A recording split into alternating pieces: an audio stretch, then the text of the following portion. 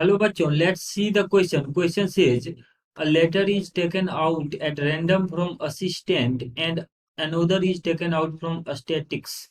The probability that they are the same letters is option A is 1 by 45, option B is 13 by 90, option C is 19 by 90, and option D is none of these. So, key concept for this question is our key concept is probability of NCR. The value of NCR is factorial n divided by n minus r factorial into r factorial. और इसी के help से हम लिख सकते हैं कि probability the value of n C one equals to n. जब इसको सॉल्व करेंगे इस फॉर्मूला से तो एन सी वन का वैल्यू एन आता है।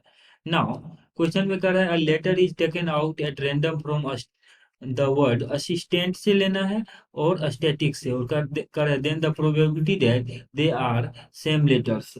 तो यहाँ पर जो दो वर्ड्स हैं हमारे पास, पहला है A S S I S T A N T, that is assistant, और दूसरा जो वर्ड है वो है S T A T I S T I C S, that is statics. Now इसमें क्या है कि कह रहा है कि the probability that they are the same letters, एक लेटर इन दोनों में से लेना है। तो हमसे पूछा जा रहा है कि सेम लेटर आना चाहिए। तो सेम लेटर्स अगर हम देखें तो इसमें से जो सेम लेटर्स है उसको साइड कर लेते हैं। तो दो वर्ड्स, इन दो वर्ड्स में जो सेम लेटर्स हैं वो एक तो ए है जो दोनों में है, दूसरा आई है वो भी इन दोनों में ही है, तीसरा एस है जो इन दोनों में है, और टी भी इन दोनों में है। इनके common letters A I S और टी है। Now probability of choosing a लिखते हैं। प्रोबेबिलिटी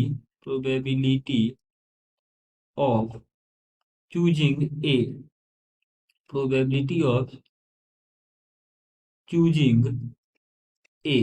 तो ए को जो चुनने का प्रोबेबिलिटी है वो आ जाएगा हमारे पास। देखिए अगर हम यहाँ असिस्टेंट से लें एक तो ये आ जाएगा 2C1, बिकॉज असिस्टेंट में दो ए है, डिवाइडेड बाय टोटल जो इसमें लेटर्स है 1 2 3 4 5 6 7 8 9, 9 है तो डिवाइडेड बाय 9C1। तो ये तो एक लेटर हमने चूज किया असिस्टेंट से, इनटू अगर हम स्टैटिक से चूज करें तो इसमें एक ही ए है तो 1C1 से उसको हम सेलेक्ट कर लेते हैं और divided by 10C1, divided by 10C1, because इसमें टोटल 10 लेटर्स हैं। अब इसको अगर सिंप्लीफाई करें तो 2NC1 का वैल्यू एन ही होता है, तो ये आ जाएगा 2/9 multiplied by 1/10, so this will become 1 by, इसको सिंप्लीफाई करके लिखेंगे तो ये आ जाएगा 1/45। ये तो हमने प्रोबेबिलिटी ऑफ चूजिंग ए लिखा। सिमिलरली अगर हम प्रोबेबिलिटी ऑफ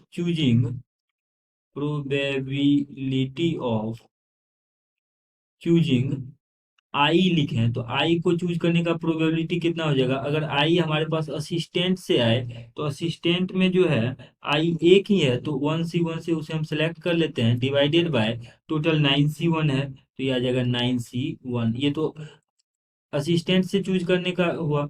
और स्टैटिक्स इस वर्ड से अगर हम चूज करें तो इसमें जो है आई दो है तो 2C1 से उस दो में से एक आई को ले लेंगे और टोटल 10C1 तो है। इसको भी सिंप्लीफाई करेंगे तो आ जाएगा 1/9 multiplied by 2/10, so this will be 1/45। तो इसका भी वैल्यू आ रहा है 1/45 के इक्वल।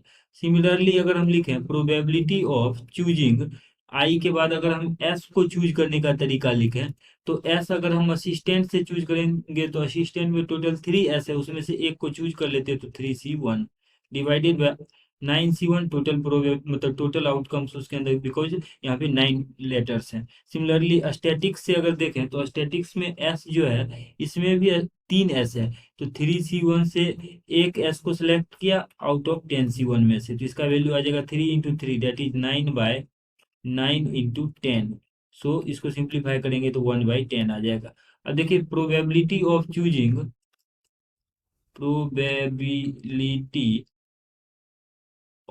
चूजिंग एस के बाद अगर हम टी को चूज करने के बारे में सोचे तो टी को चूज करने के लिए देखिए टी असिस्टेंट में दो है तो 2C1 से उस दो में से एक को चूज कर लेते हैं, डिवाइडेड बाय 9C1, ये टोटल हो गया।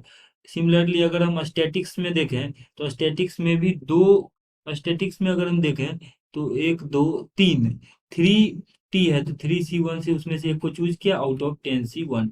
सिंप्लीफाई करेंगे तो ये आ जाएगा हमारे पास 2 × 3 / 9 × 10 दैट इज 90। इसको फर्दर सिंप्लीफाइड फॉर्म में लिखेंगे तो ये आ जाएगा 1/15।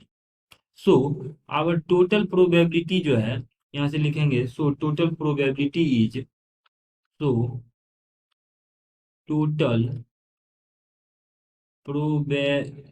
probability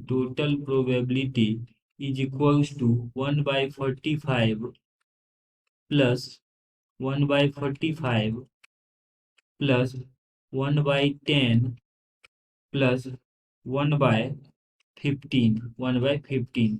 तो यहाँ से इसका अगर हम ऐड करेंगे तो यहाँ से एलसीएम इसका 90 आ जाएगा, तो ये आ जाएगा 2 + 2 + 9 + 6। ऐड कर लेते हैं तो ये आ जाएगा 19/90। So our required probability for given question is 19/90।